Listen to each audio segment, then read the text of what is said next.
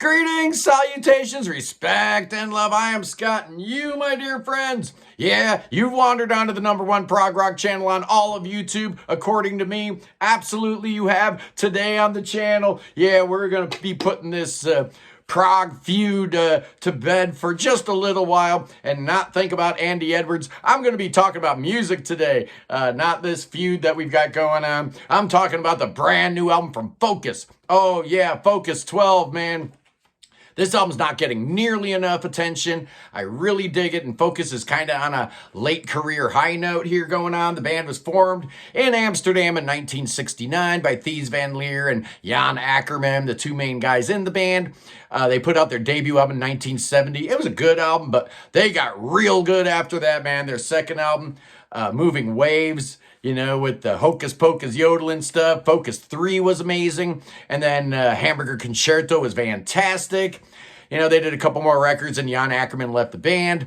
But Thijs van Leer has been going strong. And starting with Focus 9, back in 2006, we started seeing like this new version of the band picking up, where you had Pierre van der Linden, one of the classic members of the band, coming back in. And then 2012, Focus 10, loved that album. And then 2018, Focus 11 came out, and that was really good. The last three, 10, 11, and 12, as you can see, all have the Roger Dean artwork, so that's always a good thing.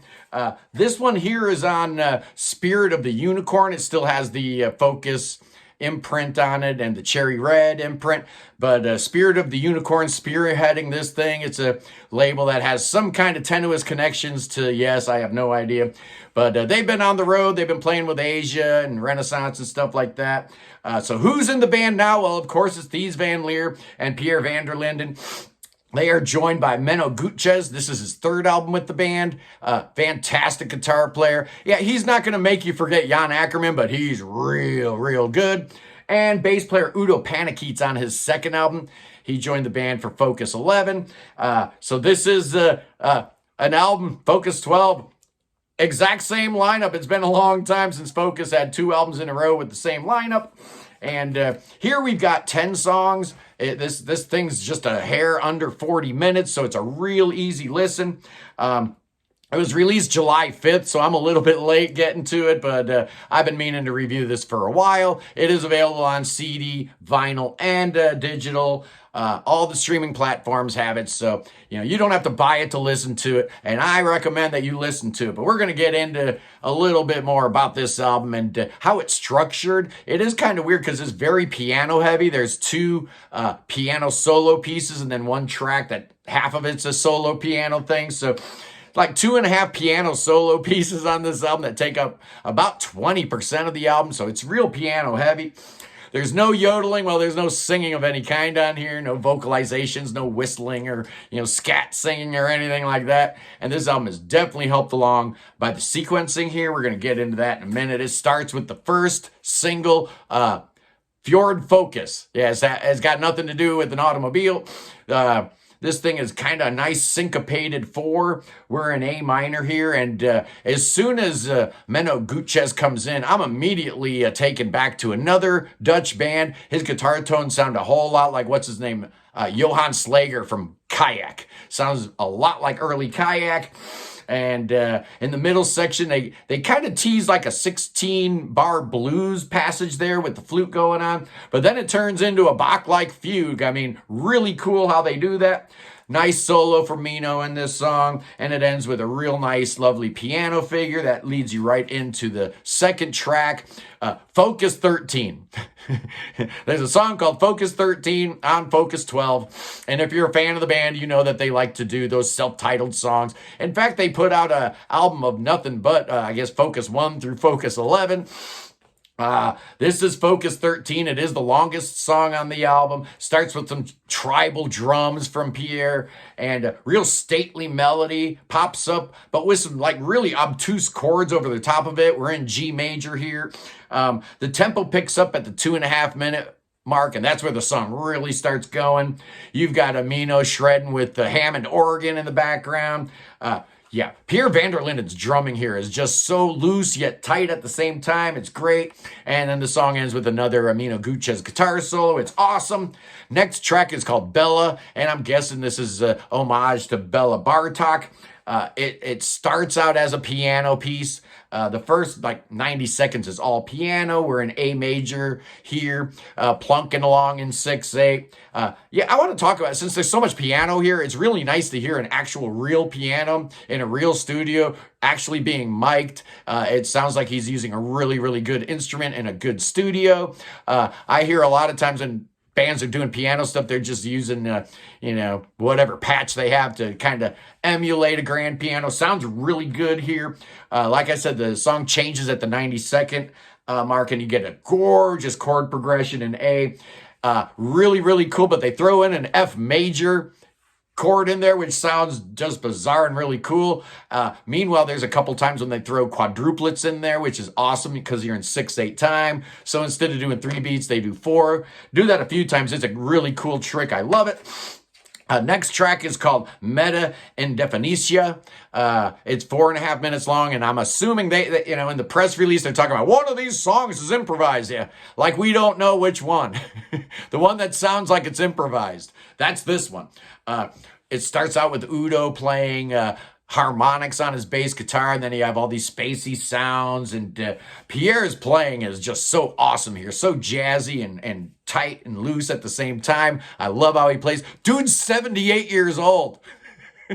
How's he playing drums like that, man? Kind of spacey. The flute and Mino's guitar sound really, really good here.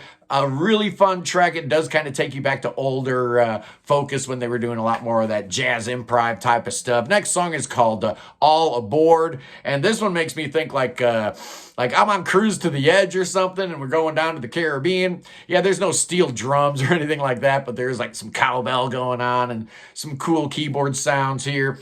I love it when Mino's playing a rhythm guitar here. He's comping away really nice. You don't hear a lot of great rhythm guitar playing anymore, and this album's got some really cool sections. Then you got a weird change at the 3-minute mark where it starts getting really heavy. It's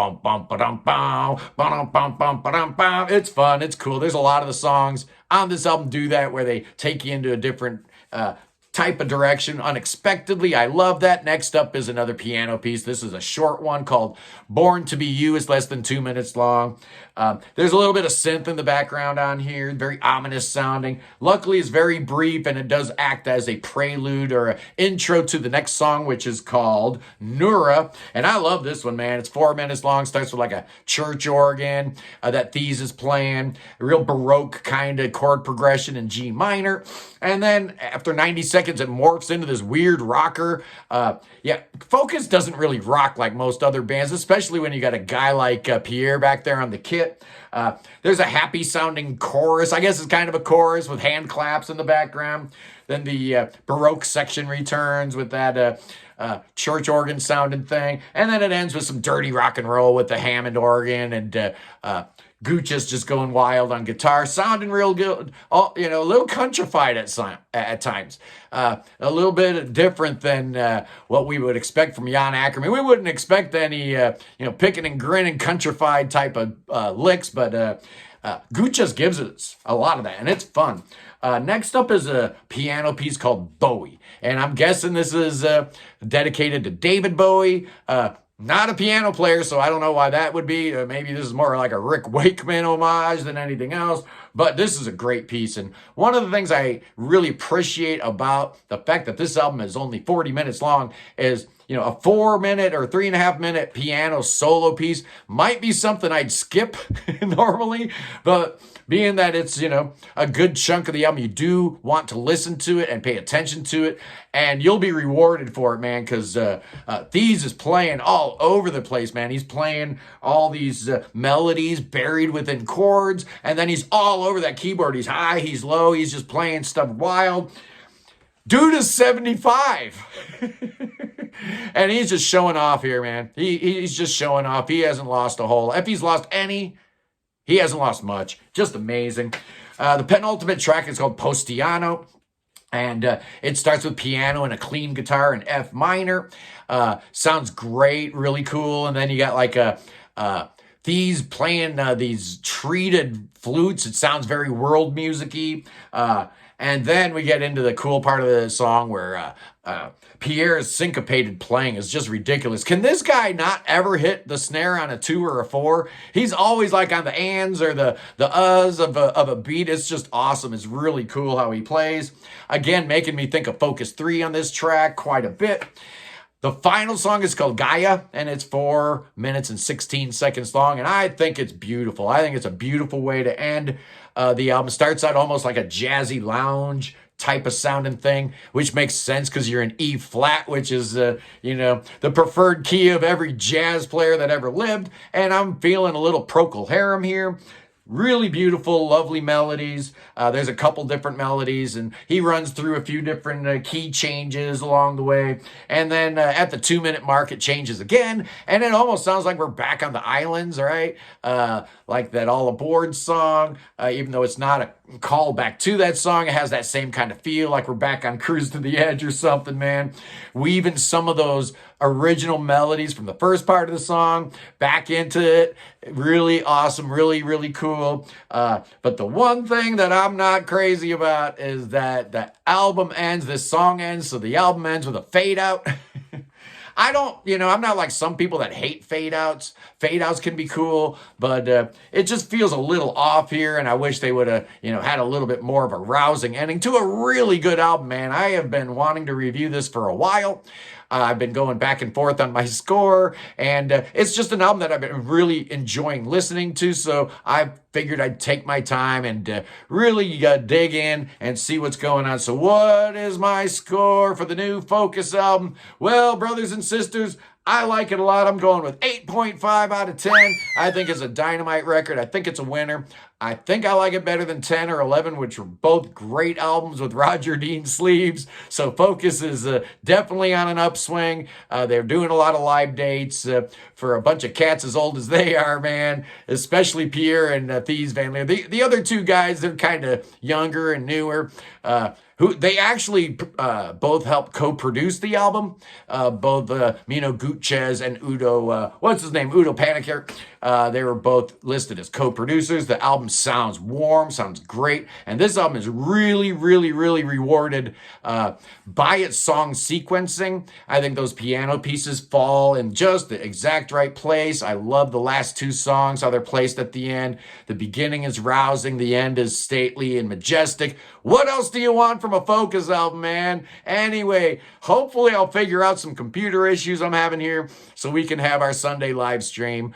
Uriah Heep is on tap, so I guess if I can't figure it out, I can always do it on my phone. I'll just have to make sure my phone's good and charged, but we'll figure it out. Anyway, guys, I love you. Peace in the Middle East. Free Tibet. Free the Ukraine. And God save the king. Save King Chucky. Chucky needs your saving. Oh, yeah, he does. Andy Edwards could use some saving too, but I promised I wouldn't talk about him in this video. So let's talk about King Chucky, bringing him to America. Come on, boy. Let's bring that boy to America. Make him swim. Oh, yeah, do the breaststroke. Oh, yeah, do the breaststroke. Maybe do some butterfly strokes while you're there. It's a long swim. It's good for you. It's good exercise. And then we'll lay some hands of healing on that boy. Oh, yes, we will. And then we'll do spells and incantations. Our prayer warriors are standing by. Oh, help King Chucky. Chucky needs some saving. Oh, absolutely he does. And then, you know what we're going to do? Oh, we're going to drink that poison named Mountain Dew. It's not going to kill us. It's not going to do nothing to us. And then the ultimate test. Oh, yes, boys and girls. Let's dance with them snakes. Oh, yeah. Oh, we're dancing with snakes. Oh, yeah, King Chucky and Andy Edwards. They're all dancing with them snakes. I'll see you Sunday. Peace.